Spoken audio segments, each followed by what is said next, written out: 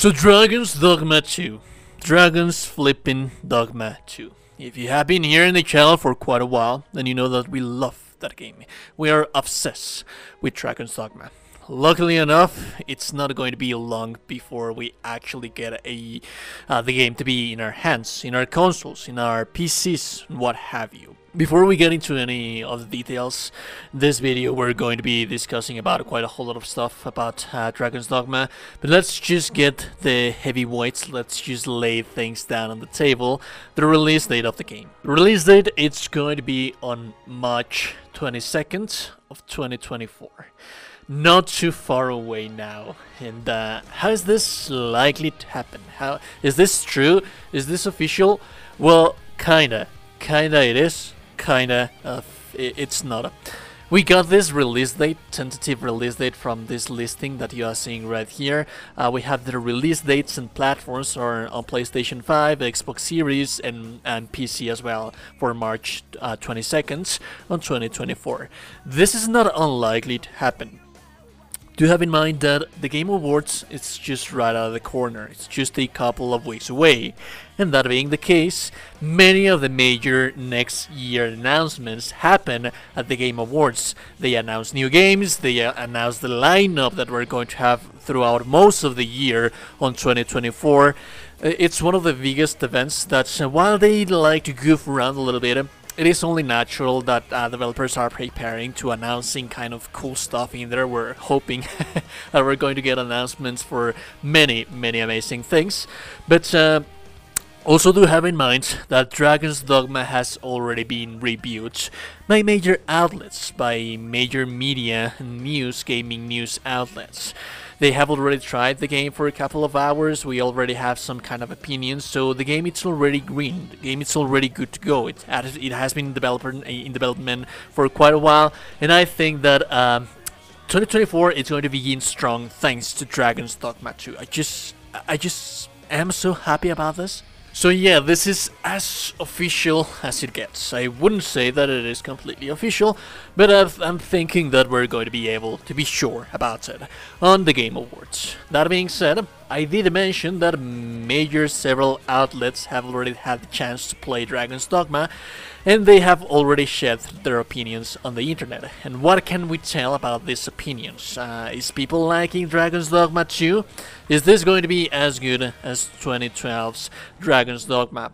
Have in mind that Dragon's Dogma from 2012 is kind of a niche that it got buried in between many of the different titles that we had back then. I think that the major exposure that this game is going to have right now is going to help it to establish a little bit more as a franchise that is going to be golden for Capcom. I'm sure, hope it is. But let's just let it be known that this is just more Dragon's Dogma from 2012 on a better engine. There's many of those things that we need to consider and that we need to have in mind. If you have played Dragon's Dogma from 2012, there's many aspects that people didn't like that much.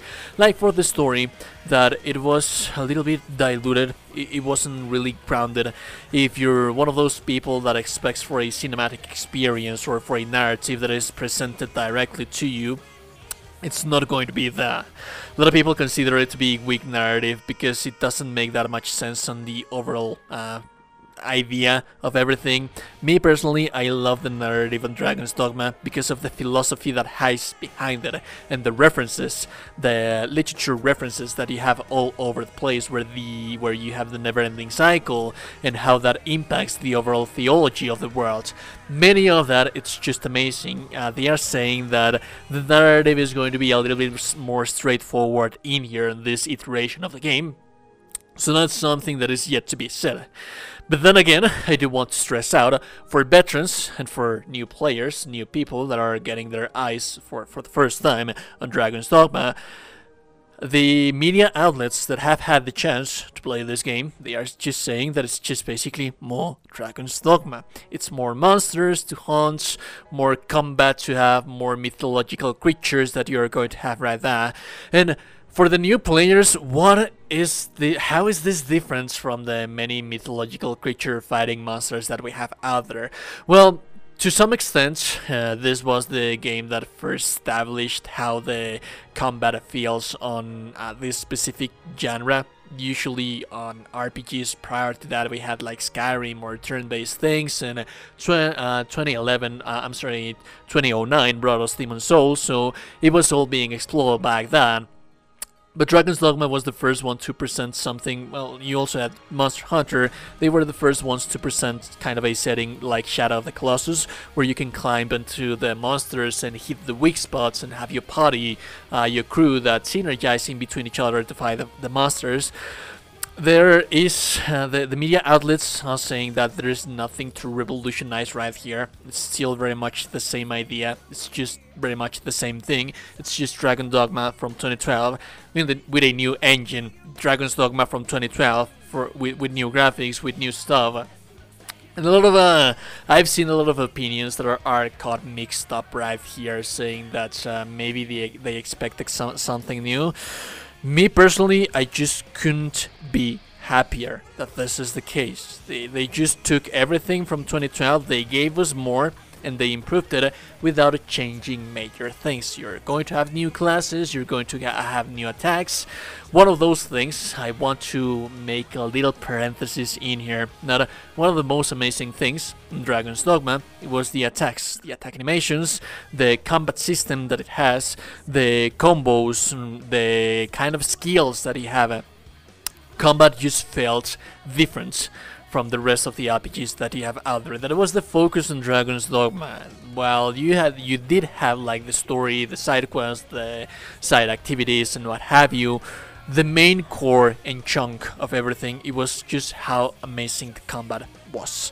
And I think that this is the focus right here. We might expect some things different, because like for example Ryota Suzuki, which is the combat director, didn't work on Dragon's Dogma 2012. It didn't work in this one specifically. He was working on Final Fantasy 16, which received a mixed kind of reviews, but for this case scenario we still have the same director from 2012, Hideaki Itsuno, so that's very much reassuring. One more thing that I would like to mention for new players is that at Capcom they love to reuse and recycle assets.